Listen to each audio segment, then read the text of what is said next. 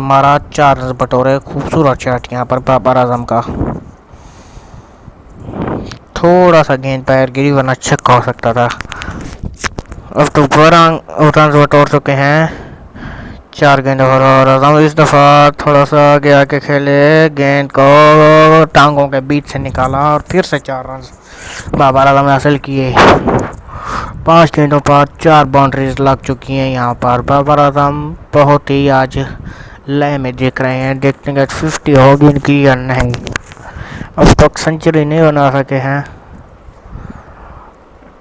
इस दफ़ा 6 रन होंगे। खूबसूरत शॉट यहाँ बाबर आजम का, कवर्स की दिशा में 6 रन।